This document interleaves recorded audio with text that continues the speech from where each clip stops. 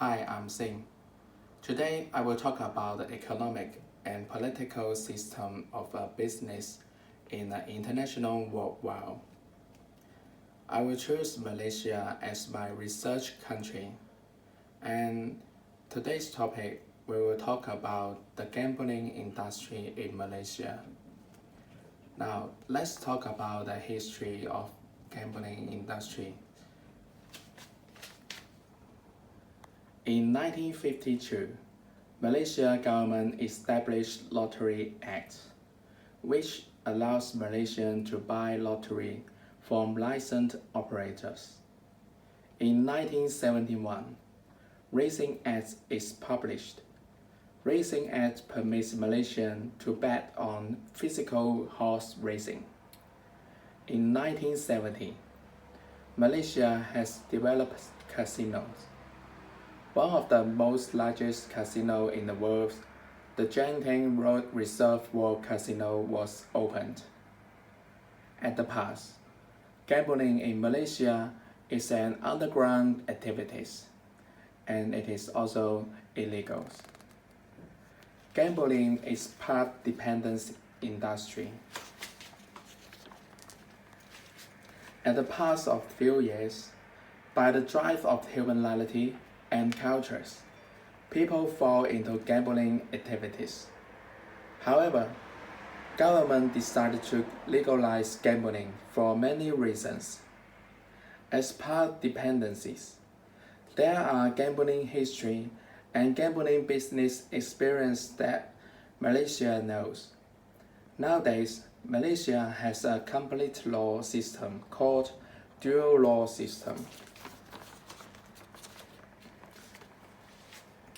Dual law system provide operators a clear rules for the gambling business. This system is based on the past law of British common law and the Islam law system Sharia. Both law has legalization of gambling. By combining the experience and history events, finally, Malaysia established dual law system to limit both Muslim and non-Muslim in gambling activities. Now, I will talk about the legal institution.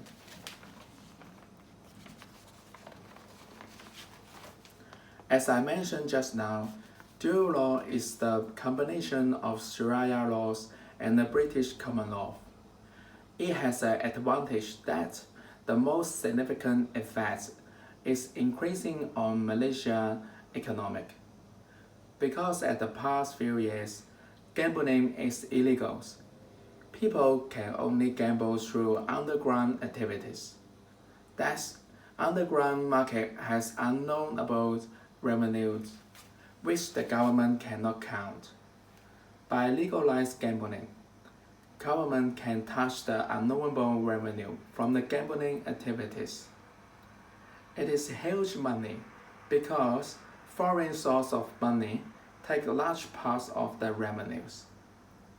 Malaysia also provides a clear tax system for gambling activities. It is also huge tax profit from the gambling activities. The tax system is not only increasing the economy of Malaysia, but it is also monitor the industry, which it benefits the government to control the gambling operators. Dual law system has another advantage, that is, it limits Muslim and non-Muslim on gambling activities, because Muslim is not allowed to gamble. As we know, 60% of the population in Malaysia is Muslim. It means more than half people live in Malaysia, they are not allowed to gamble. Respect to Islam, dual law has strong force on the gambling activities. At last, legalized gambling can reduce potential criminals such as money laundering. Now, I will discuss the LME and CME in the gambling industry. In Malaysia, gambling industry is more coordinated. Government take hard effect on the legislation and also the policies in order to control an ongoing business for the gambling industry. Gambling is oligopolized in Malaysia. Government only permits few betting sports as legal gaming. There are horse racing, casino, and lotteries. Those sports has only 5 licensed operators in Malaysia. It means government has banned all other betting sports. Also, it is illegal that betting in public places. Government is coordinating the industry, which new operators is impossible to join into the industry. The government provides a huge barriers to those operators. On the other hand, government is easier to monitor the industry as well. So it is a double win situation. As the battery is existing, there is a registered market of the industry.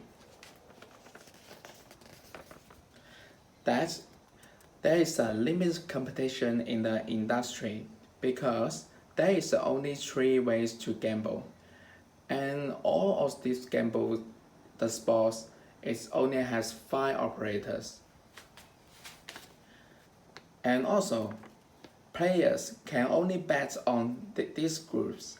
However, there is foreigner websites. Player can only bet on the local licensed operator websites.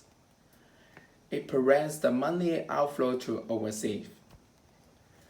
At the last of my research, I want to talk about the political system.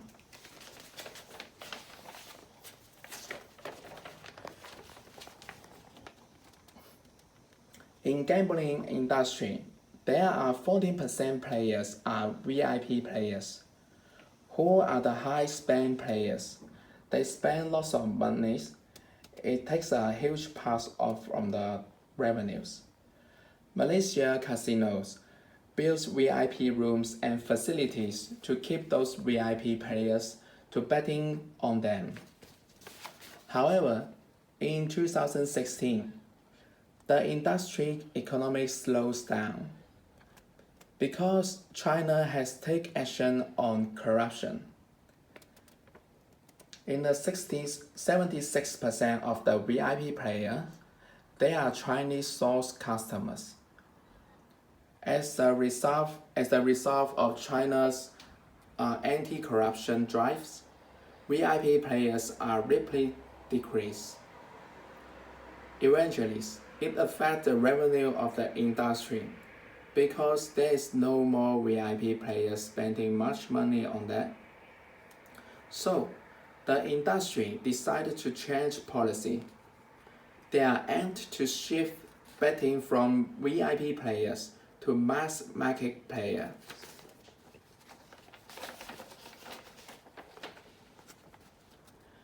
Mass market players are mostly tourists and the low-spend local players.